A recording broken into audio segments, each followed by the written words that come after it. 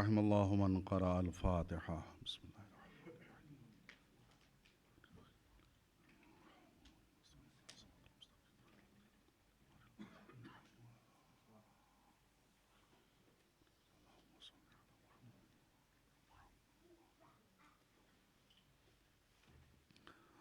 اعوذ باللہ السمیع العلیم من الشیطان اللعین الرجیم بسم اللہ الرحمن الرحیم الحمد للہ رب العالمین والعاقبۃ للمتقین والجنۃ للموحدین والنار للملحدین والصلاة والسلام علی سیدنا و نبینا بالقاسم محمد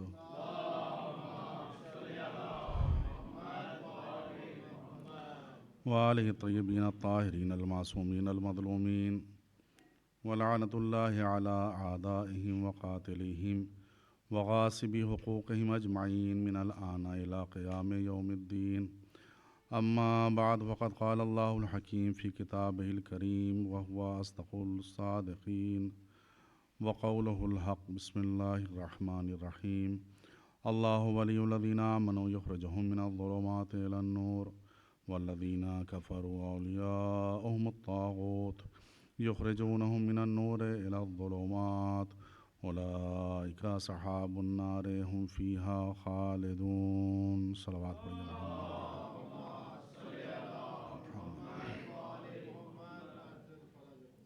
عزیزان گرامی قدر، آج کی مجلس میں اپنی گفتگو یہاں سے شروع کرنا چاہتا ہوں کہ جس دین مبین اسلام کو ہم سب مانتے ہیں اور اس کے سامنے سر کو جھکاتے ہیں، اس کی خاصیت کیا ہے اس دین کی؟ اس میں کون سا ایسا امتیاز پایا جاتا ہے؟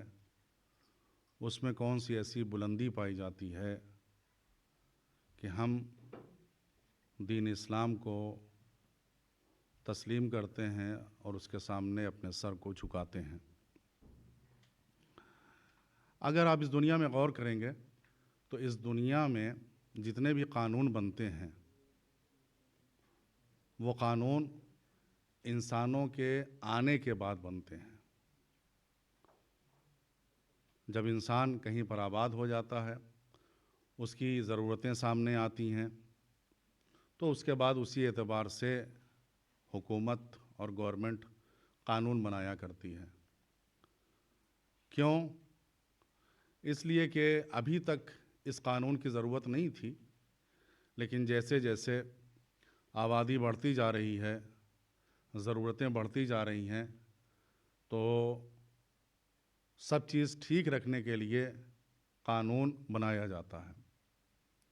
اسلام بھی قانون ہے، لیکن دنیا میں جو قانون بنتے ہیں اس میں اور جو اللہ قانون بناتا ہے اس میں فرق یہ ہے کہ اللہ قانون بناتا ہے تو وہ انسان کو بھی بناتا ہے اور پھر اس کے اعتبار سے قانون کو بناتا ہے، اور دنیا کی حکومت صرف قانون بنانا جانتی ہیں، انسان بنانا نہیں جانتی ہیں۔ تو اسلام کا ایک امتیاز، یہ اسلام کی ایک برتری یہ ہے کہ اس کا حاکم وہ ہے، ولی وہ ہے کہ جس نے انسان کو پیدا کیا اور پیدا کرنے کے بعد پھر اس کے لیے قانون بنایا۔ یعنی وہ پہلے سے جانتا تھا کہ انسان کو کس چیز کی ضرورت پڑنے والی ہے، اسی اعتبار سے اس نے قانون بنا دیا، اور دنیا میں انسان آ جاتا ہے پھر قانون بنتا ہے، اور وہ اللہ پہلے قانون بناتا ہے، اسلام کو بعد میں بھیجتا ہے، انسان کو بعد میں بھیجتا ہے۔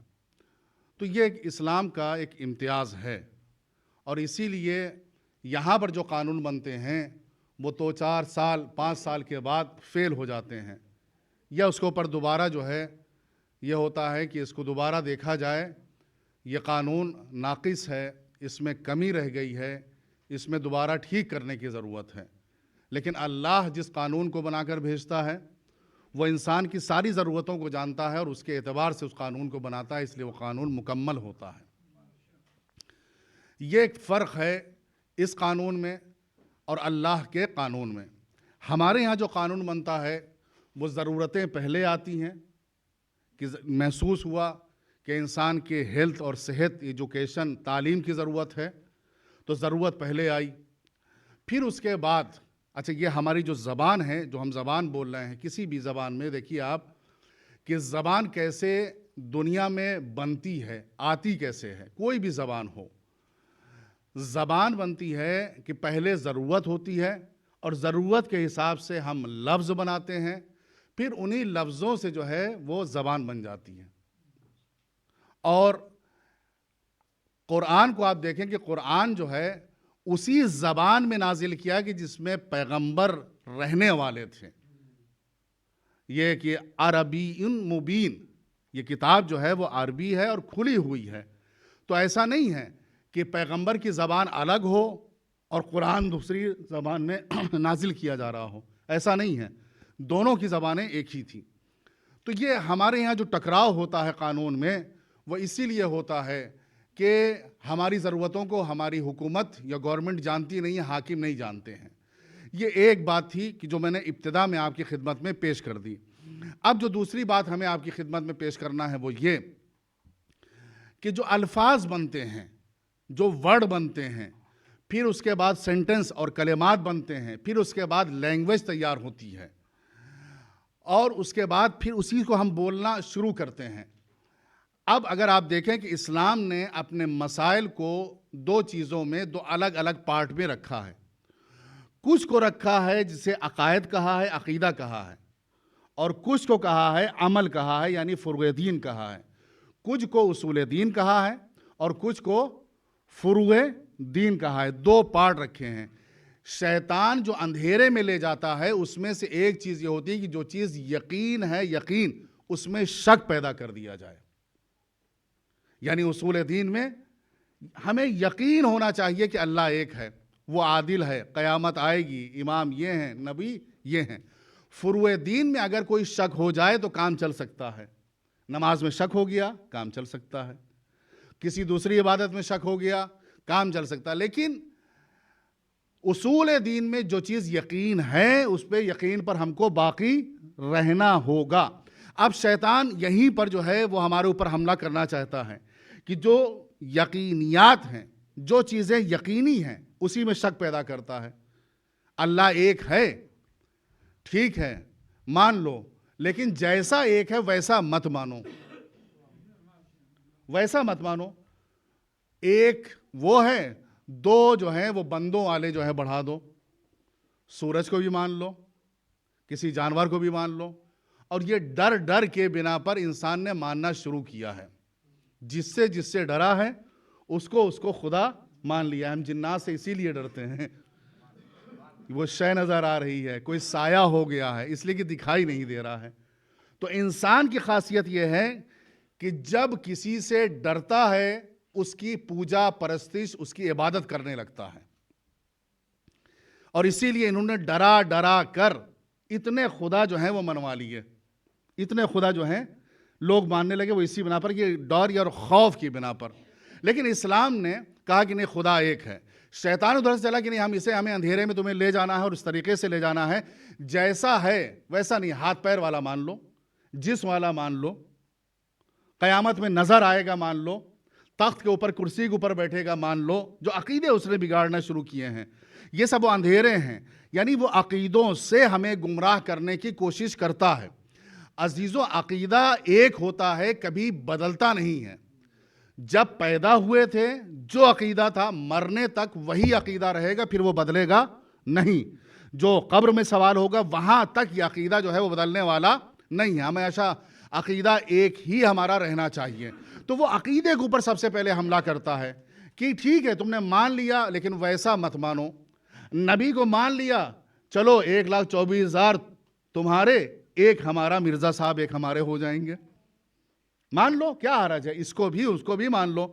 تو ویسے ہی جو ہے وہ ہم کو بہکاتا رہتا ہے، وہ کسی طریقے سے اسی وادی میں ہم کو جو ہے کھیلتا رہتا ہے ہمارے ساتھ کہ ہم عقیدے سے، اور عقیدے میں اگر ہم کمزور پڑ گئے تو ہر ساری چیزیں جو ہے اس کا ایک جو ٹارگٹ ہوتا ہے وہ یہ ہوتا ہے کہ عقیدوں کو مسمار کر دیا جائے اور اس کو ختم کر دیا جائے، اور اسی میں ہم کو وہ اندھیرے میں لے کر چلا جائے۔ اسی لیے دیکھیں کہ اگر اس نے اصول دین رکھے، اور اصول دین میں اگر آپ دیکھیں کہ اس نے جو بات شروع کی ہے اس میں آئیے گا تو ہمارے یہاں جو صفات رکھے گئے ہیں وہ صفات میں کچھ صفات ثبوتیاں ہیں اور کچھ سلبیاں ہیں، یعنی ایسی صفتیں جو اللہ میں پائی جاتی ہیں اسے صفات ثبوتیہ کہا جاتا ہے، کہ وہ عالم ہے، وہ حی ہے، وہ مدرک ہے، وہ حی، وہ قیوم ہے، وہ قادر ہے، وہ قدیم ہے، وہ صادق ہے، یہ متکلم ہے۔ یہ ساری صفتیں جو ہیں اللہ میں پائی جائیں گی، اور کچھ چیزیں اس میں نہیں پائی جاتی ہیں۔ اس کے پاس جسم نہیں، مرکب نہیں ہے، وہ کسی چیز سے مل کر نہیں بنا ہے۔ یہ کچھ چیزیں یہ ہمارے عقائد میں ہے، اس کو ہمیں قاعدے سے جو ہے وہ پڑھنا چاہیے۔ اب جو عقیدے کی بات آئی عزیزوں، اس نے کہا کہ ہم عالم ہیں، ہم نے کہا ہم بھی تو عالم ہیں۔ بندے کے علم میں اور اللہ کے علم میں کیا فرق ہے؟ شیطان کہاں سے اندھیرے میں لے جاتا ہے؟ ہم نے کہا ہم بھی تو عالم ہیں۔ کہا نہیں، تمہارے علم میں اور ہمارے علم میں زمین آسمان کا فرق ہے۔ تم پیدا ہوئے تھے واللہ اخرجکم من بطون امہاتکم لا تعلمون شیئا، اللہ تمہیں اس دنیا میں لایا تھا لا تعلمون شیئا، تم کچھ نہیں جانتے تھے۔ 4 کتابیں پڑھ لی، 15 سال پڑھ لیا، اس کے بعد کہا ہم عالم ہو گئے۔ جاہل، اس کے بعد پھر عالم، بڑھاپا آیا، اب چشمہ رکھ دیا، رکھ کے بھول جاتے ہیں۔ پھر اس کے بعد جہالت آ گئی، اپنے گھر کا ایڈریس بھول جاتے ہیں، نمازوں کی تعداد بھول جاتے ہیں۔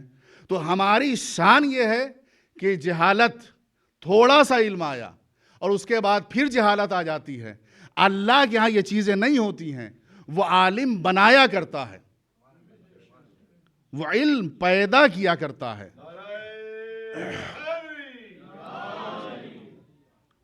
تو ہم یہ انہی چیزوں، چھوٹے چھوٹے جو جملے ہیں اسی میں ہم جو ہیں جب اٹک جاتے ہیں تو وہ اندھیرے میں لے جانے کی کوشش کرتا ہے۔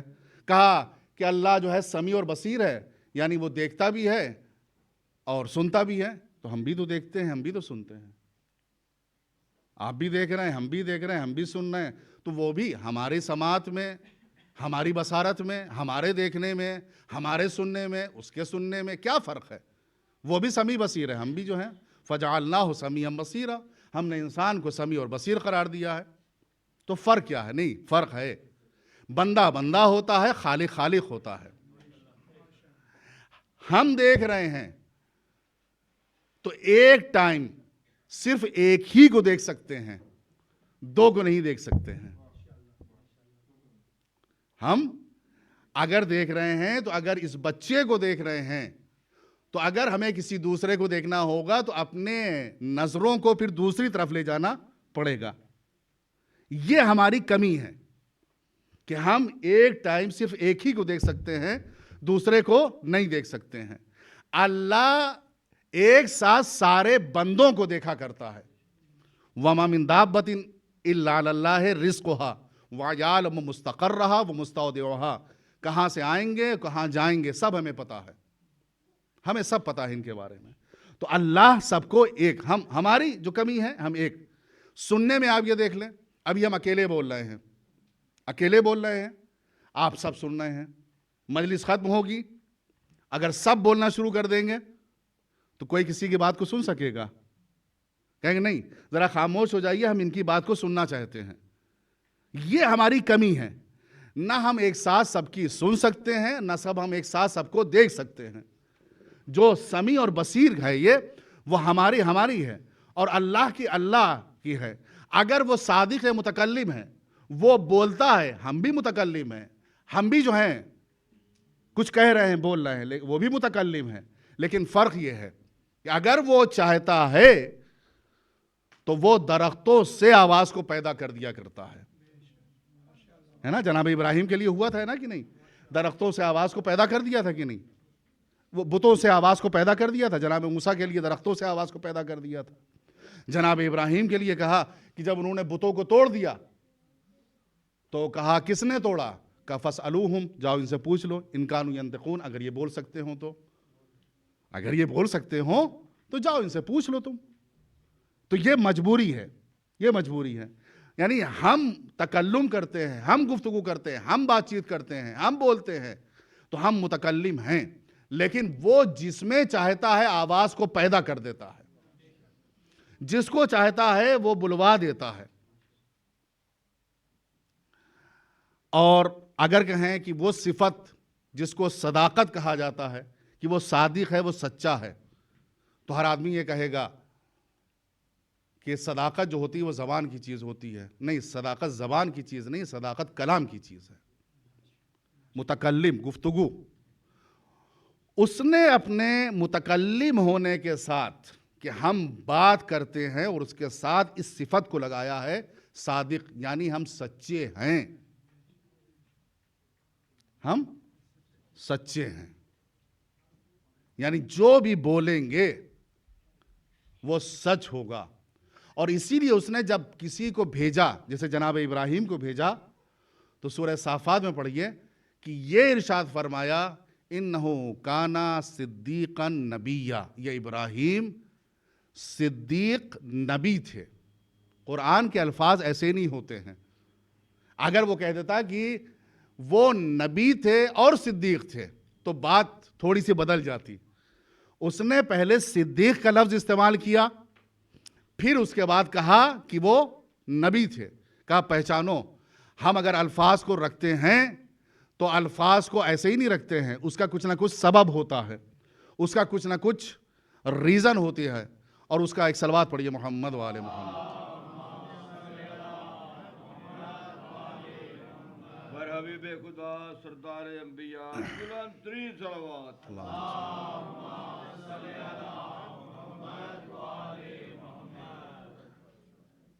تو اس نے کہا کہ کانا صدیق النبیہ، وہ صدیق سچے تھے اور سچے کے بعد نبی تھے.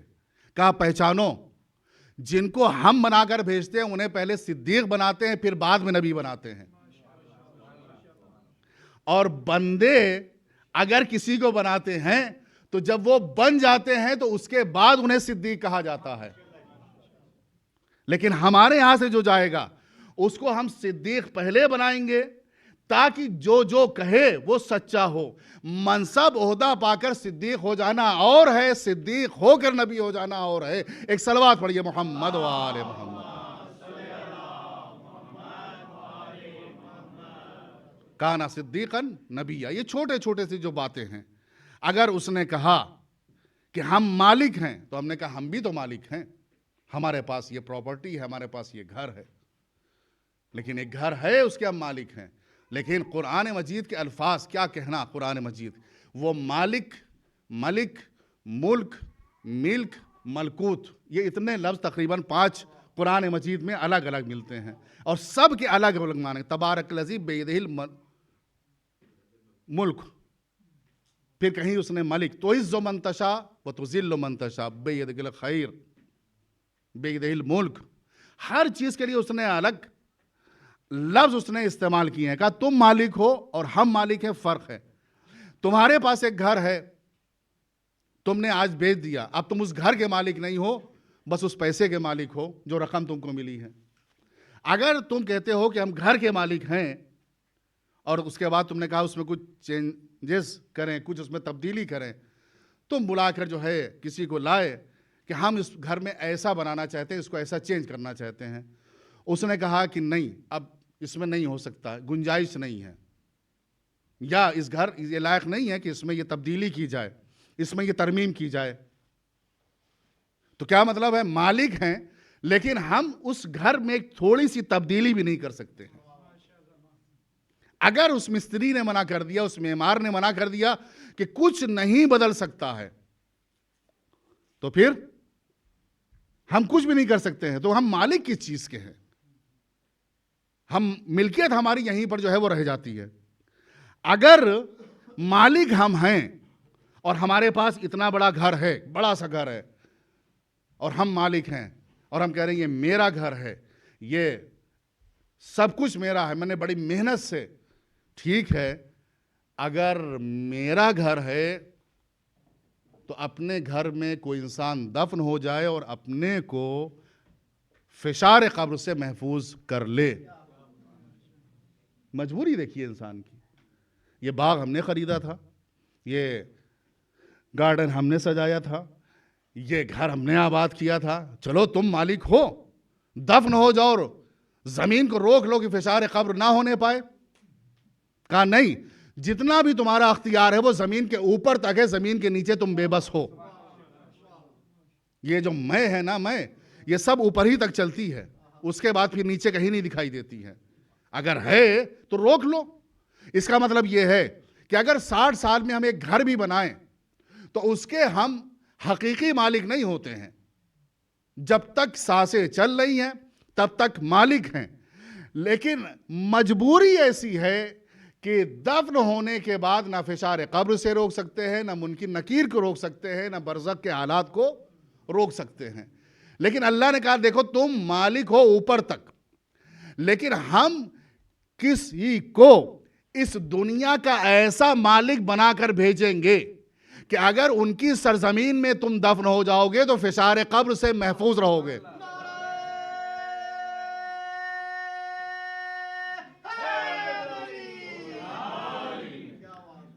اگر ان کی سرزمین میں تم چلے گئے, کیا ان سی زمین ہے؟ نجف کی وادی السلام. وادی السلام کی جو خاصیت ہے وہ یہی ہے کہ انسان اگر اس میں دفن ہو جائے تو فشار قبر سے محفوظ رہتا. آواز یہی آتی ہے کہ جہاں جہاں پہ بھی تم دفن ہوگے وہ سب تمہاری زمینیں تھیں, لیکن میں ابو تراب ہوں, تم تراب کی بستی میں آ گئے ہو. اب اس کے بعد نہ فشار قبر ہے, نہ سوال منکر و نکیر, کچھ نہیں, کچھ بھی نہیں ہے. اب تم ہماری جگہ پر آ گئے ہو. تو اس مالک کو پہچانے کہ جو مالک, اور دیکھیں کتنے یہ عظیم تھے کہ سارا اختیار رکھنے کے باوجود ہمیشہ سبحان ربی العظیم و بحمدہ کہتے رہے. پھر وہی عقیدے کی بات آ جائے گی کہ عقیدے جو بگڑتے ہیں وہ ایسے ہی کہ مولا کے بارے میں, اہل بیت کے بارے میں, ائمہ کے بارے میں جو فیت ہے, جو اصلی چیز ہے, اس کو ہمیں قبول کرنا چاہیے. نہ ہمیں غالی ہونا چاہیے, نہ حد سے بڑھ جانا چاہیے, نہ ان کو اس جگہ سے کم کرنا چاہیے. وہ ایسے مالک ہیں. وہ دیکھیے ہم سب کہتے ہیں نا کہ ہم غلام ہیں. غلام جو ہے پھر وہ کسی چیز کا مالک نہیں ہوتا ہے. اگر کوئی کہتا ہے کہ ہم آل محمد کے غلام ہیں تو پھر غلام کھانا پینا, اٹھنا بیٹھنا, سونا, ہم کہتے ہیں کہ ہم مالک ہیں. نہیں, اگر مالک ہو تم تو پھر چشمہ کیوں لگاتے ہو؟ روک لو اپنے کو, آنکھیں تمہاری تو ہیں نا. مرنے کے بعد اپنے ہاتھ پیر کو سیدھے کر لو. دوسرے کو سیدھا کرتے ہیں, کیوں آنکھوں کے بند کرتے ہیں؟ یہ جو کچھ ہے سب اسی دنیا تک ہے. اس کے بعد بس ہم جو ہیں بس مجبور ہیں, مجبور. لیکن کچھ بندے ایسے ہیں کہ جن کی ڈیوٹی پر ستارہ بھی آتا ہے, ملک بھی آتے ہیں, اور اگر ہم مالک ہیں تو ہم اپنے کو موت سے روک لیں؟ نہیں, کچھ نہیں, ہمارے اختیار میں کچھ نہیں ہے. لیکن یہ ایسا دروازہ ہے جہاں پر ملک الموت آ کر جو ہے وہ اجازت طلب کرتا ہے.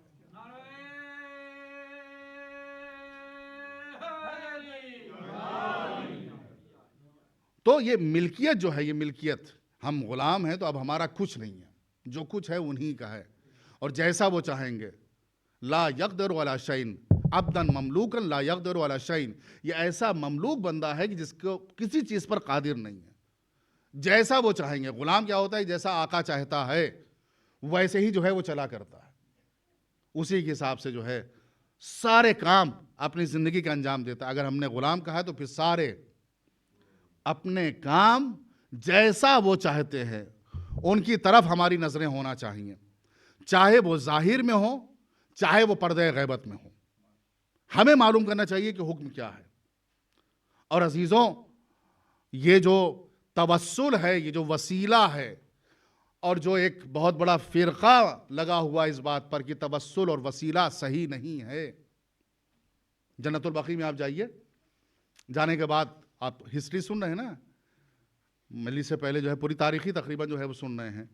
جنت البقیع میں آپ جانے کے بعد دیکھیے تو وہاں پر پہرا لگا ہوا ہے. آپ قریب نہیں جا سکتے. کیوں نہیں جا سکتے؟ کیوں نہیں جا سکتے؟ کہہ رہے ہیں کہ ان سے مانگنا، یہ سب تو مردہ ہیں، ان سے مانگنا شرک ہے، بدعت ہے، حرام ہے. ٹھیک ہے، چلے اس بات کو طے کر لیتے ہیں کہ یہ زندہ نہیں ہے. قرآن کچھ اور کہہ رہا ہے، وَلَا تَحْسَبَنَّ الَّذِينَ قُتِلُوا فِي سَبِيلِ اللَّهِ أَمْوَاتًا. ٹھیک ہے، یہ شرک ہے، بدعت ہے، حرام ہے. پھر اس کے بعد نظر اٹھا کے دیکھیے کہ ہر طرف جو ہے وہ پولیس بھی لگی ہوئی ہے، آرمی بھی لگی ہوئی ہے. بات سمجھ میں نہیں آئی. اگر یہ ہے کہ یہ اس دنیا سے چلے گئے، سنتے نہیں ہیں، اگر یہ سنتے نہیں ہیں، جواب نہیں دیتے ہیں، تردون سلامی و تسمعون کلامی، اگر ان کے یہاں کچھ نہیں ہے تو یہ پولیس کیوں لگی ہوئی ہے؟ یہ آرمی کیوں لگی ہوئی ہے؟ یہ دنیا کا پہلا قبرستان ہے کہ جہاں پر پولیس لگی ہوئی. آج ہم ایک قبرستان میں اور گئے تھے، اب جب سے آئے تب سے قبرستان ہی دیکھ رہے ہیں کہ بہت بڑا جو ہے معلوم ہوا کہ یورپ کا سب سے بڑا قبرستان ہے. وہاں جانے کے بعد بہرحال انسان کو نصیحت حاصل ہوتی ہے کہ یہ ہیں، وہ ہیں، وہ ہیں، وہ ہیں، اور جانا بھی چاہیے قبرستان تاکہ عبرت حاصل ہو. فَاعْتَبِرُوا یا اولی الابصار، ایک جگہ عبرت حاصل ہوتی ہے، ایک جگہ اعتبار ہوتا ہے. تو بات کیا ہو رہی تھی؟ وہاں پر پہرے لگے ہوئے ہیں. اگر آپ یہ کہتے ہیں کہ یہ مردہ ہیں تو یہ مردہ کے اوپر پہرے کیسے ہیں؟ زندہ کے اوپر جو ہے وہ پہرے لگا کرتے ہیں. اس کا مطلب یہ ہے کہ مان اندر سے وہ بھی رہے ہیں کہ ان کی زندگی اور موت ایک طرح کی ہوتی ہے، یہ مرتے کبھی نہیں ہیں. یہ اگر قبر میں بھی چلے جاتے ہیں تو سامان ہدایت کیا کرتے ہیں، وہاں سے بھی ہدایت کیا کرتے ہیں. وہ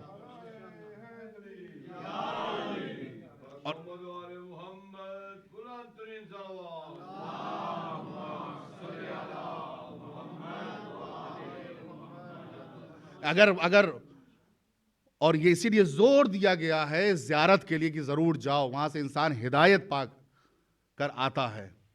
جو یہ ہمارے یہاں ہے کہ جاؤ ضرور. یہ اور انسان جو زیارت کے لیے جاتا ہے وہ دیکھیے کتنی چیزوں کو کر کے آتا ہے وہاں سے. سید الشہداء کے حرم کا جو نقشہ احادیث میں کھینچا گیا ہے وہ یہ کھینچا گیا ہے کہ اس حرم کی خاصیت یہ ہے کہ جیسے عرش رحمان پر جو حالت ہے ویسے ہی اس حرم کی حالت ہوتی ہے. خدا کے آسمان پہ کون ہے؟ فرشتے ہیں. فرشتوں کا کام کیا ہے؟ یا سجدہ، یا رکوع، یا تسبیح، یا تہلیل، یا سب کچھ جو ہے وہ کرتے رہیں گے. آپ ان حرم میں بھی جائیے تو آپ کو منظر فرشتوں ہی والا ملے گا. کوئی نماز پڑھ رہا ہوگا، کوئی دعا پڑھ رہا ہوگا، کوئی رکوع کر رہا ہوگا، کوئی سجدہ کر رہا ہوگا. عرش الرحمان کا لفظ استعمال کیا گیا ہے. تو بات کہیں سے کہیں چلی گئی کہ عقائد میں ہم کو بھی جو ہے وہ احتیاط کرنا چاہیے، ہمیں بگڑنا نہیں چاہیے. ہمیں یہ سمجھنا چاہیے کہ کیا حقیقت اور کیا واقعیت ہے. اور اگر ٹھیک ہے امام پردہ غیب میں ہیں، نہیں نظر آ رہے ہیں، تو کم سے کم علماء کے ذریعے سے وہ باتیں اور چیزیں سامنے آ گئی ہیں کہ جن کے ذریعے سے ہم صحیح دین اسلام، دیکھیے اسلام بھی اس وقت اتنے اس کے اوپر پردے پڑ چکے ہیں کہ صحیح دین کو جو ہے ڈھونڈنا اور تلاش کرنا بھی ایک بڑا کام ہو گیا ہے. جب تک انسان خود ریسرچ نہ کرے، خود نہ سمجھنے کی کوشش کرے، تب تک ان عقائد کو جو ہے وہ سمجھ نہیں سکتا ہے. امام ضرور ہیں. کہا گیا کہ تم وسیلہ توسل ان سے اختیار کرو. ایک بات ذہن میں آ گئی ہے، عرض کرتے چلے آپ کی خدمت میں کہ ہمارے امام پردہ غیبت میں کہا گیا کہ جسے ان کے ساتھ سپاہی بن کر شامل ہونا ہے وہ ہر 40 دن کے بعد ہر نماز صبح کے دعائے عہد پڑھا کرے. دعائے عہد پڑھا کرے. عہدن و عقدن و بیعتن علی عنقی، جس میں جملے ہیں بدل بدل کے. اور یہ نہ سمجھیے کہ جملوں کے ایک ہی معنی ہے، نہیں. عربی میں کا ایک عربی حسین زبان ہے، بلیغ اور فصیح زبان ہے. اس کے کچھ لطافت اور شیرینی اور حلاوت کچھ الگ ہی طریقے کی ہے، اس کی مٹھاس کچھ الگ ہی طریقے کی ہے. اب سن لیجئے آپ، آج کا موضوع ذرا جو ہے وہ تھوڑا سا ٹف ہو گیا. کبھی کبھی ہوتا ہے جب مجلس گاڑی ہو جاتی ہے تو جیسے دودھ میں پانی ملانا پڑتا ہے ویسی مجلس میں پانی ملانا پڑتا ہے. الفاظ جو عربی کے ہوتے ہیں وہ الفاظ بھی اس میں بہت طریقے کے پائے جاتے ہیں. اور ان الفاظ میں کیا ہے، ایک بادشاہ تھے، ان کا ایک حاضر دماغ جو ہے وہ ایک عالم بیٹھا ہوا تھا اور وہ اپنی عربی کا مظاہرہ کرتا تھا. ایک بچہ آیا, اس نے کہا کہ بتاؤ اس کو عربی میں کیا کیا کہتے ہیں. اس نے کہا اس کے عربی میں جو بچہ ہم بچے ہی کہتے ہیں لیکن عربی میں الگ الگ معنی ہیں. جب پیٹ میں ہوتا ہے تو اس کا الگ نام ہوتا ہے, جب گھٹنیوں پہ چلتا ہے تب اس کا الگ نام ہوتا ہے. یعنی کبھی وہ طفل ہوتا ہے, کبھی رضی ہوتا ہے, کبھی وہ صبی ہوتا ہے, کبھی وہ شباب ہوتا ہے, کبھی وہ غلام ہوتا ہے. کا ایک ہی بچہ ہے لیکن ایج وائز اس کے جو ہے الگ الگ نام بدلتے چلے جا رہے ہیں. کہا ٹھیک ہے چلو. اگلا دن ہوا, اتفاق سے اس دن کھانے میں سامنے آئی حلیم, کھچڑا حلیم. تو اس نے کہا بادشاہ نے اچھا یہ بتاؤ یہ کیا ہے.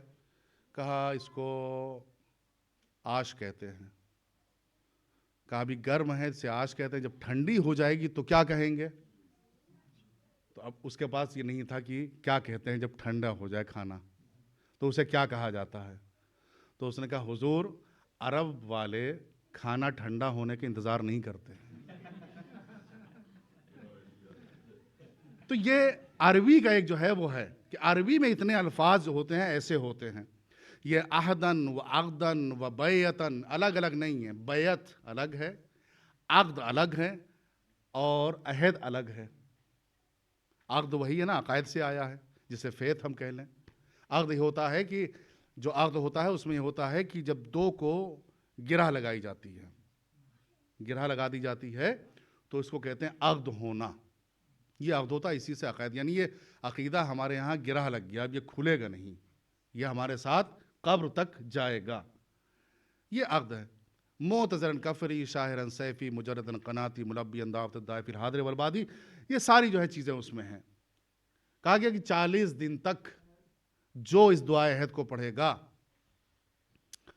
وہ اگر زندہ رہا تب شامل, مر گیا تب شامل. دیکھیں کہاں ہمیں اسلام کہاں لے جانا چاہتا ہے. ظہر میں رکھا ہوتا تو ہر آدمی کہتا بہت آسان ہے, مغرب میں رکھا ہوتا تو کہتا بہت آسان. کہا نہیں, صبح میں 40 فجر کے بعد جو یہ 40 دن پڑھ لے گا تو اس کے بعد 40 کے بعد جو ہے وہ پکا جو ہے وہ نمازی بن جائے گا. اسلام شروعات وہاں سے کر رہا ہے کہ اگر محب امام ہو, اگر امام کے فوج میں شامل ہونا چاہتے ہو, سپاہی ہونا چاہتے ہو تو پڑھنا چاہو گے یہ دعا, لیکن ہم نے رکھی کہ نہیں فجر کے بعد پڑھو, تو مجبوراً پہلے فجر کی نماز پڑھو گے. جب 40 دن پڑھ لو گے تو 41ویں دن خود ہی تمہیں چین نہیں آئے گا کہ اب 40 دن پڑھ لی اپنے آپ. پھر جو ہے وہ اچھا یہ جو 40 ہوتا ہے نا, یہ 40 یہ فیگر اپنے آپ بہت اہم ہے. جناب موسیٰ زیارت اربعین, یہ 40 دن جو یہ دعائے عہد بتائی گئی ہے, یہ 40 دن یہ کہا گیا کہ انسان اذا بلغ 40 بلغ اشدہ, جب 40 کا ہو جاتا ہے تو مکمل توانائی والا ہو جاتا ہے. یہ 40 کو بہت جو ہے وہ اہمیت دی گئی ہے اپنے ہاں. کہا کہ اس کو پڑھو, مرنے کے بعد اگر ہوئے تو اس میں ایک جملہ ہے معتذرن کفری شاہرن سیفی, پروردگار ہمیں ایسے اٹھانا کہ ہم اپنے کفن کے ساتھ اٹھیں اور ہمارے ہاتھ میں سیف تلوار ہو. قبر میں تلوار لے کے تو نہیں گئے تھے نا. دعا کا معجزہ دیکھیے آپ, زندہ رہے تو ٹھیک, چلے گئے پروردگار. بہت سے لوگ ہوں گے کہ جن کا کفن بھی اپنا نہیں ہوگا, اس لیے کہا جا رہا معتذرن کفری, اپنے کفن کے ساتھ ہم اٹھائے جائیں.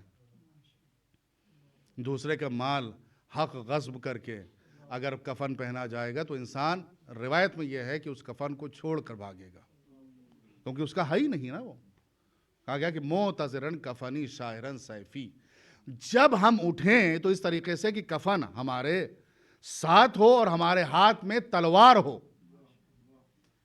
مجاہد بنا کر قبر سے اٹھایا جا رہا ہے. دعائے عہد ایسے نہیں ہے کہ ایسے ہی رہ جاؤ گے, نہیں, ہم مرنے کے بعد تم کو جو ہے مردہ نہیں مجاہد بنا کر اٹھائیں گے اور تلوار تم ساتھ میں لے کر اٹھو گے جہاد کے لیے. تو آؤ, اگر چاہتے ہو کہ امام کے ساتھ شامل ہونا چاہو تو یہ 40 دن تم ایک پریکٹس کر لو اور شامل ہو جاؤ گے ان کے ساتھ. یہ وہ عقیدے ہوتے ہیں کہ جن کے ذریعے سے ہمیں راہ راست پر لانے کی کوشش کی جاتی ہے. عزیزو, ہم کبھی بھٹکے نہ. دیکھیں ایک ہمارے یہاں آتا ہے کبھی کبھی کوئی تھیوری آتی ہے، نظریہ آتا ہے، کوئی فکر آتی ہے، کوئی لمحہ فکر آتا ہے، اور صاحب نظر نظر ہونے میں اور نظریہ صاحب نظریہ ہونے میں بہت فرق ہے. صاحب نظر ہونے میں اور صاحب نظریہ ہونے میں بہت فرق ہے دونوں میں. تھیوری جو ہے یہاں آنے کے بعد بدلا کرتی ہے. ڈاروین کی آئی تھی، اس کے بعد انہوں نے جو ہے اس میں کہا کہ نہیں یہ بدل جائے گی. اس دنیا کے بارے میں آئی، دنیا میں آنے کے لیے آئی کہ پہلے یہ دنیا جو ہے وہ گھومتی نہیں ہے، چوکور نہیں، اس ٹائپ سے آئی، اور اس کے بعد پھر وہ بدلتی گئی. جس کو نے کہا تھا پہلے اس کو پھانسی دے دی گئی. تو یہاں پر جو کچھ نظریہ اور تھیوری آتی ہے کچھ دنوں کے بعد چینج ہوتی رہتی ہے، لیکن عقیدہ جو ہے وہ بدلتا نہیں ہے. عقیدہ ہے اسلام پر، نبی پر، امام پر. تو ہم یہاں پر بیٹھے ہوں لیکن ہمارا دل بے چین رہتا ہے کہ یہ معلوم کر لیں کہ پردہ غیبت میں رہنے والا امام کیا کہہ رہا ہے. یہ عقیدے کی طاقت ہوتی ہے. جو حکومت کا نظریہ یا قانون آتا ہے وہ اگر ہم سے ٹیکس لیتی ہے تو ہمیں بچانے کی فکر ہوتی ہے کہ کسی طریقے سے کچھ بچ جائے. نظریے میں، تھیوری میں، حکومت کے قانون میں بچانے کی فکر ہوتی ہے، لیکن جب عقیدہ آ جاتا ہے تو بچانے کی نہیں، لٹانے کی فکر ہوتی ہے. اچھا، دنیا کے قانون میں یہ ہوتا ہے کہ چلو اگر ہم پھنسے نہیں، کوئی جرم کیا، کوئی غلطی کی، ان کی نظروں سے بچ گئے تو اپنے کو بچا لے جائیں گے. لیکن جب عقیدہ آتا ہے تو ادھر سے آواز آتی انا للہ و انا الیہ راجعون. مرو گے بھی تو مر کے ہمارے ہی پاس تو آؤ گے. عقیدہ انسان کو جو ہے وہ اپنی جگہ پر مضبوط رکھتا ہے. بس آخری کلام ایک بات سن لیجئے. عقیدہ والا جو ہوتا، عقیدے والا جو ہوتا ہے وہ ہمیشہ مضبوطی سے میدان میں ڈٹا رہتا ہے، اور جو دوسرے ہوتے ہیں وہ نبی کو چھوڑ کر بھاگ جاتے ہیں. جنگ احد کے میدان میں جب سب چلے گئے، سب نے ساتھ چھوڑ دیا، تو ایک دفعہ مولا کائنات سے رسول یہ پوچھتے ہیں کہ تم کیوں نہیں گئے جب سب چلے گئے تھے؟ تم کیوں نہیں گئے جب سب چلے گئے تھے؟ تو ادھر سے جواب آیا اکفروا بعد الایمان. کیا ایمان لانے کے بعد میں منکر ہو جاتا؟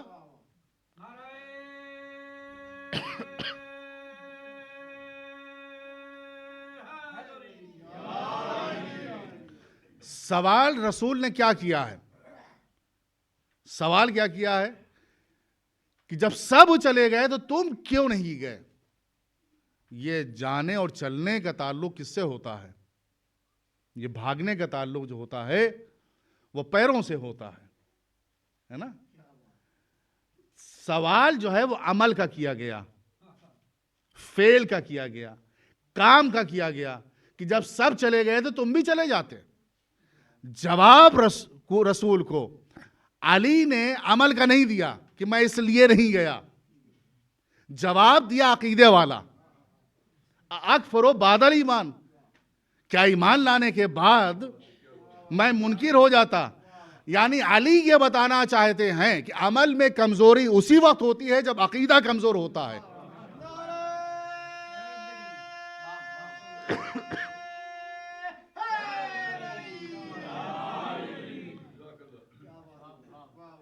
عمل میں کمزوری اسی وقت ہوگی جب عقیدہ کمزور ہوگا.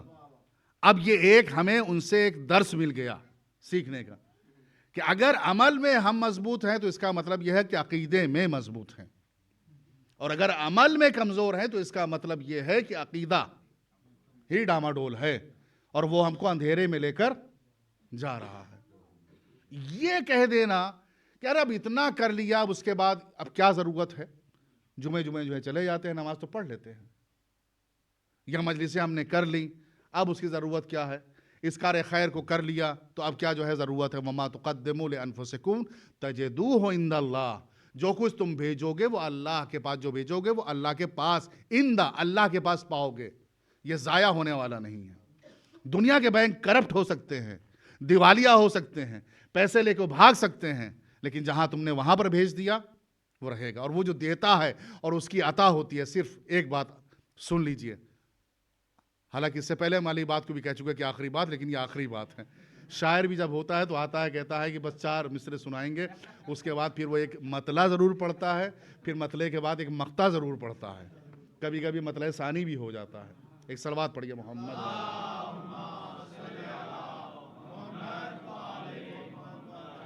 تو ہم کیا سنا رہے تھے؟ ہم یہ کہہ رہے تھے کہ جو ہم نے پیسہ جو بھی لگایا ہے اللہ کی بارگاہ میں وہ ہمیں واپس ملنے والا ہے۔ امام سجاد علیہ السلام موقع ملے تو ان دعاؤں کا ترجمہ ضرور پڑھا کریے۔ جیسے روز جمعہ آنے والا ہے، اس میں 46 سے 48 دعا کے لیے جو تاکید کی گئی ہے کہ پڑھو۔ امام نے اولاد کے لیے دعا کرنا ہے تو بھی بتایا ہے، والدین کے لیے دعا کرنا، یعنی آپ 55 سے لے کے 60 تک تقریباً دعائیں اس میں ہیں۔ جس چیز کے بارے میں آپ ڈھونڈنا چاہیں وہ آپ کو مل جائے گی۔ تو وہ ایک دعا ہے کہ جب رمضان رخصت ہو رہا ہے تو اس کے موقع پر امام نے ایک دعا فرمائی ہے، اللہ ہم کو عطا کیسے کرتا ہے۔ امام نے فرمایا کہ پروردگار تو دیتا ہے، لیکن جو تو عطا کرتا ہے، جو دیتا ہے، اس میں 2 باتیں پائی جاتی ہیں۔ اگر ہم کسی کو دیتے ہیں اور جیب میں ہم نے ہاتھ ڈالا اور اس کو دے دیا اور بعد میں یہ معلوم ہوا کہ ارے ہم تو 10 دینا چاہ رہے تھے، 50 نکل گیا، تو بعد میں پھر پچھتاتے ہیں، ہے نا، کہ اس کا تو بڑا بھلا ہو گیا لیکن میرا تو نقصان ہو گیا ہے۔ امام یہ فرماتے ہیں کہ پروردگار جو تو دیتا ہے تو دینے کے بعد کبھی پچھتاتا نہیں ہے۔ ہم اگر دے دیتے ہیں تو آج دیا، اگر اس نے سلام کرنا چھوڑ دیا تو اگلی مرتبہ کٹ آف، نہ، وہ تو ملتا ہی نہیں ہے نا۔ ہم اس کا خیال اتنا رکھتے ہیں۔ پروردگار کے پاس نہ جسم ہے نہ دل ہے کہ کسی چیز سے متاثر ہو وہ، اور رحیم کے معنی یہی ہیں، رحیم کے معنی یہی ہیں۔ ہمارے یہاں اگر رحمت آتی ہے تو ہم انسان کا ظاہر دیکھ کر متاثر ہوتے ہیں اور پھر اس کو دیتے ہیں۔ کسی کہتے ہیں کہ ہٹا کٹا ہے، اچھا خاصا اس کا جسم ہے، اس کو کچھ نہیں دیں گے، گرچہ بیچارہ وہ چاہے مجبور ہو۔ تو دل جو ہوتا ہے وہ کسی سے جو ہے وہ متاثر ہو جاتا ہے، اس کی بنا پر اس کو دیا کرتے ہیں۔ اللہ نے کہا ہم رحیم ہیں، ہمارے یہاں دل ہی نہیں ہے، متاثر ہی نہیں ہوں گے، ہم آئے ہیں تو سب ایک ہی طرح ہیں۔ تو امام نے کیا فرمایا کہ ہم کسی کو دیتے ہیں تو پچھتاتے ہیں، لیکن تمہارے یہاں ایسا کچھ نہیں ہے کہ تو کہ یہاں پہ ذرا شرمندگی ہو کہ اتنا زیادہ کیوں دے دیا ہے۔ اور دوسری بات امام نے فرمائی کہ اگر ہم جب دیتے ہیں تو جانتے ہیں کہ اس کو کیا ضرورت ہے، اس حساب سے دے دیتے ہیں، لیکن امام یہ فرماتے ہیں کہ تو جب عطا کرتا ہے تو نہ جانے کتنی چیزوں سے ہم واقف نہیں تھے کہ ہمیں ضرورت تھی، تو انہیں بن مانگے عطا کر دی۔ کون بچہ جو پیدا ہونے کے بعد جانتا تھا کہ ایسے ہمیں ماں سے غذا ملے گی، ایسے ہمیں شیر ملے گا، ایسے ہمیں جو ہے وہ غذا حاصل کرنا ہے، یہ بچہ نہیں جانتا تھا، لیکن اس نے اتنا علم دے کر بھیجا۔ تو اس کی ایک خاصیت یہ ہے کہ ہم اپنے مسائل اور باتوں سے ناواقف ہوتے ہیں کہ ہمیں کیا ضرورت ہے، لیکن وہ پورا کیا کرتا ہے۔ یہ 2 خاصیت پروردگار کے ہاں پائی جاتی ہے جو بندوں میں نہیں ہے۔ اور جو اس دروازے سے وابستہ ہو گئے وہ بھی عطا کرنے میں پھر ہچکچاتے نہیں ہیں، وہ بھی عطا کر دیا کرتے ہیں۔ اس کربلا کے واقعے میں اگر آپ دیکھیں کہ امام نے اپنے دشمن کے لشکر کو پانی بھی پلایا ہے، حتیٰ کہ جانوروں کو پانی پلایا ہے، تاکہ نہ رہیں بھوکے اور یہ پیاسے نہ رہیں، یہ بچے نہ کوئی فوجی جو ہے وہ پیاسا رہے، نہ کوئی جانور پیاسا رہے۔ قافلے بہت سے زہرقین سامنے امام کے بیٹھے ہوئے ہیں اور امام انہیں پکار کے حتیٰ کہ یہاں تک کہ زہرقین اپنا خیمہ چھوڑ کر آ جاتے ہیں۔ امام کے باتوں کا، زبان کا اثر یہ تھا۔ لیکن کربلا میں روز عاشور جب کوئی نہیں رہ گیا تو حسین مقتل میں رن میں جانے کے بعد ایک آواز بلند کرتے ہیں، حل من ناصر ینصرنا، حل من مغیث یغیثنا، کوئی ہے جو میری مدد کے لیے آ سکے؟ اب کوئی نہیں، نہ اکبر، نہ عباس، نہ عون، نہ محمد، نہ حبیب، نہ بریر، نہ مسلم، زہرقین، اب کوئی نہیں، ہلال ابن نافع، کوئی نہیں ہے۔ اب حسین کربلا کے میدان میں یکو تنہا، بس یہ صدا استغاثہ بلند کی، اور ادھر سے خیموں سے رونے کی گریہ کی آواز، کوہرام کی آواز سنائی دی حسین کو۔ حسین دوڑتے ہوئے آئے، میری زندگی میں رونے کا کیا سوال، ابھی میں تو زندہ ہوں۔ کہا بھیا آپ کی صدا کو سن کر علی اصغر نے اپنے کو جھولے سے گرا دیا، آج ہمیں شہزادہ علی اصغر کا ماتم کرنا ہے۔ اللہ ان گودوں کو آباد رکھے کہ جو گودیں آباد ہیں۔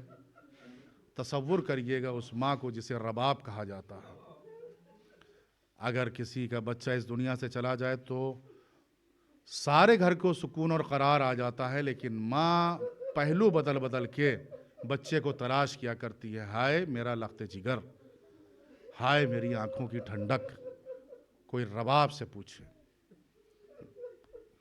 صدا استغاثہ بلند ہوئی، حسین آ گئے، کہا میں سمجھ گیا کہ بچہ کیا کہنا چاہتا ہے، لا مجھے دے دو میں لے کر جاتا ہوں۔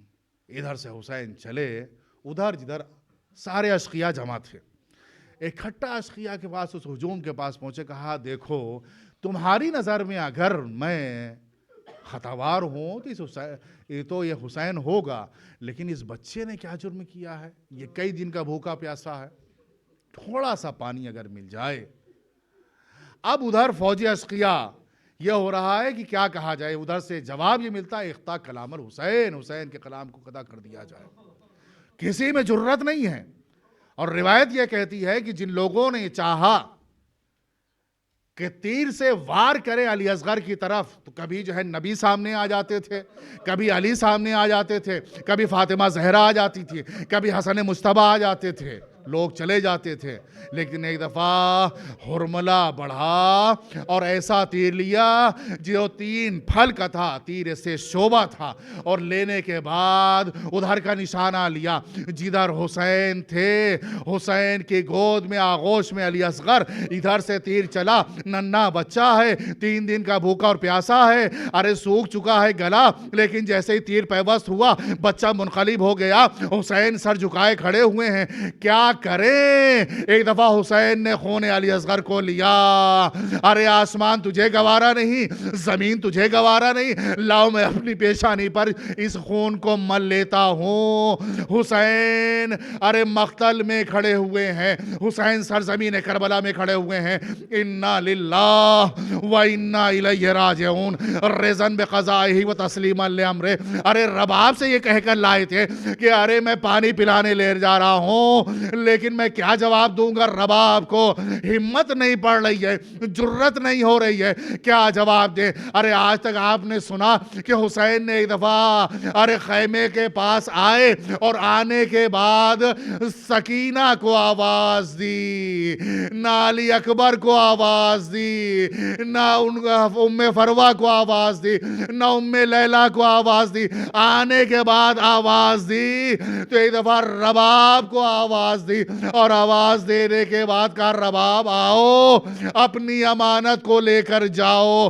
لیکن آج تک آپ نے یہ سنا ہوگا کہ حسین نے رباب کو پکارا تھا، لیکن رباب سے پہلے سکینہ دوڑتی ہوئی چلی آئی، اور دوڑتے ہوئے آنے کے بعد شکایت بھرے انداز میں کہنے لگی بابا آپ بھیا کو پانی پلا لائے، ارے میں پیاسی رہ گئی۔ حسین سر جھکائے کھڑے ہیں، کیا جواب دے؟ اب آ کے دامن کو ہٹایا، ارے سکینہ دیکھو پانی نہیں پلا کے لایا ہوں، ارے خون میں غلطہ، ارے شراب اور علی اصغر ہے، اجرکم علی اللہ۔ ایک دفعہ یہ چھوٹی سی میت خیمے میں ہے، رباب بھی، ام فروہ بھی، سب ہے، زینب بھی ہے، ام کلثوم بھی ہے، لیکن روایتوں میں جو روایت پڑھی جاتی ہے وہ روایت یہ ہے کہ حسین نے ننھے سے جنازے اور میت کو لیا، اور پشت خیمہ پر آئے، خیمے کے پیچھے گئے، چاہا کہ علی اصغر کو دفن کر دیں، اور جانے کے بعد اپنی کمر سے ذوالفقار کو نکالا، ایک چھوٹی سی ننھی سی قبر کو کھودنا شروع کیا۔ اب تصور کے عالم میں ذرا ہم آپ کو لے چلتے ہیں، ذرا سوچئے، حسین یکو تنہا کربلا کے میدان میں اپنے ششماہے کی قبر بنا رہے ہیں۔ جتنی دیر تک حسین نے قبر بنائی ہوگی اتنی دیر تک یہ علی اصغر کس کی آغوش میں رہے ہوں گے؟ سوچئے کس کے پاس رہے ہوں گے؟ اگر ہم جواب یہ دیں کہ زینب نے سنبھالا ہوگا، ٹھیک ہے، زینب نے لے لیا ہوگا، حسین نے یہ کہا ہوگا زینب سنبھالو، میں ایک چھوٹی سی لحد بنا دوں، علی اصغر کو دفن کر دوں۔ لیکن زینب نے لے تو لیا، لیکن بغل میں وہ ماں کھڑی ہوئی ہے جو کوک جلی ہے، جسے رباب کہا جاتا ہے، اور ایک دفعہ جب رباب کی نظر علی اصغر پر پڑی ہوگی تو کہا ہوگا زینب بہن لاؤ تھوڑی دیر میرے لال کو مجھے بھی دے دو۔ آج تک دنیا میں کوئی بھی بیٹے کا جنازہ اس طریقے سے ماں کے حوالے نہیں کیا گیا ہوگا جیسے رباب کے حوالے کیا گیا، ورنہ ہمارے گھروں میں اگر بچہ بیمار ہو جاتا ہے، اس کی طبیعت ناساز ہے، اس کو بخار ہو گیا ہے، بچے کی حالت اچھی نہیں ہے، تو بزرگ بڑھتے ہیں، کہتے ہیں کہ تم ماں ہو سنبھال نہیں سکو گی، لاؤ ہمیں دے دو۔ یعنی آج بھی اتنا رحم کھایا جاتا ہے ماں کے اوپر کہ بچہ اگر بیمار ہے تو اس کے حوالے نہیں کیا جاتا ہے، لیکن رباب نے جتنی دیر تک اپنی آغوش میں لیا ہوگا تو ماں کی ایک حسرت، ایک آرزو، ایک تمنا ہوتی ہے کہ کسی طریقے سے ہم جو ہیں اپنے بچے کو پیار کر سکے۔ اگر رباب نے چاہا ہوگا کہ پیار کرے تو ارے پیار کہاں کرے، حلقوم چھٹ چکا ہے، خون آلود رخسار ہے، ننھی سی قبر بن گئی علی اصغر کی، لیکن علی اصغر کو سکون چند دنوں کے لیے ملا۔ اب روایت آگے بڑھ کر یہ کہتی ہے کہ جب یہ قافلہ چلنے والا تھا تو اس سے پہلے یہ کہا گیا کہ ارے سروں کو شمار کیا گیا ہے لیکن ایک سر کم نظر آ رہا ہے۔ حسین علی اصغر کو لے کر خیمے میں چلے گئے تھے، ارے وہاں پر دفن کر دیا گیا تھا، جاؤ ننھی سی قبر کو تلاش کرو۔ ادھر سے سارے اشقیاء چلے، جہاں جہاں نرم زمین نظر آ رہی ہے وہاں وہاں نیزہ مارتے ہوئے جا رہے ہیں۔ ارے ایک جگہ نیزہ چبھ گیا، علی اصغر کی قبر کو شگافتہ کیا گیا، ارے چھوٹے سے بچے کو جنازے کو نکالا گیا، سر کو تن سے جدا کیا گیا، ارے نیزے پر سر کو بلند کیا گیا۔ رباب نے اس منظر کو دیکھا تو یہی کہا مثل کا ینہر، ارے کیا تیرے ایسے بچے بھی نہر کر دیے جاتے ہیں۔ رباب نے ذبح کا لفظ استعمال نہیں کیا، ذبح کرنا اور ہوتا ہے، نہر کرنا اور ہوتا ہے۔ جب کسی کو ذبح کیا جاتا ہے تو زمین پر لٹا دیا جاتا ہے، لیکن رباب نے کہا اب مثل کا ینہر، کیا تیرے ایسے بچے نہر کیے جاتے ہیں؟ نہر کرنے میں زمین پہ نہیں لٹایا جاتا ہے بلکہ اس کو ہوا میں شہید کر دیا جاتا ہے، وہ فضا میں شہید ہو جاتا ہے۔ ارے یہ قافلہ چل رہا ہے، رباب خستہ تن مڑ مڑ کے ادھر دیکھ رہی ہیں جدھر سارے جنازے ہیں۔ آؤ میرے اصغر آؤ، یہ ماں کیسے تم کو چھوڑ کر چلی جائے، بڑی حسرتوں کے ساتھ پالا تھا۔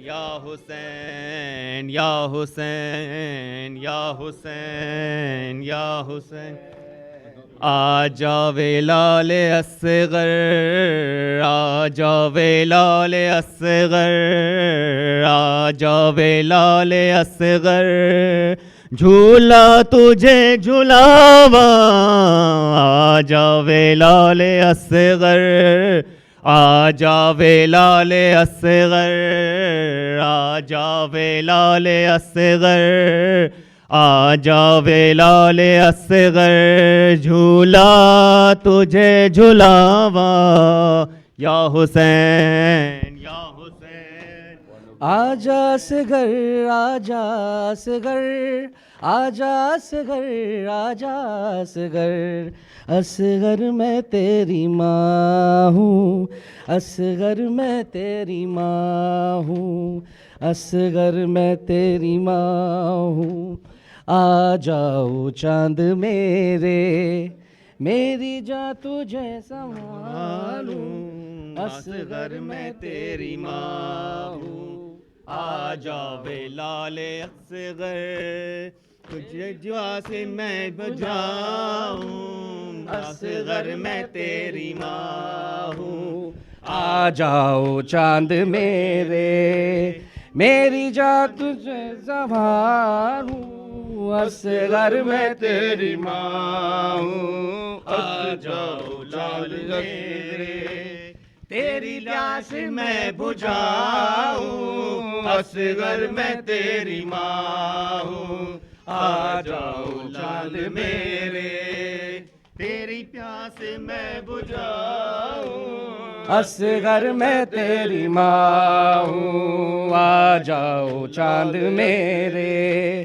تیری پیاس میں بجھاؤں اصغر میں تیری ماں ہوں میرے لاڈلے کہاں ہو میرے لاڈلے کہاں ہو سینے تمہیں لگاؤں اصغر میں تیری ماں ہوں آ جاؤ چاند میرے تیری پیاس میں بجھاؤں اصغر میں تیری ماں ہوں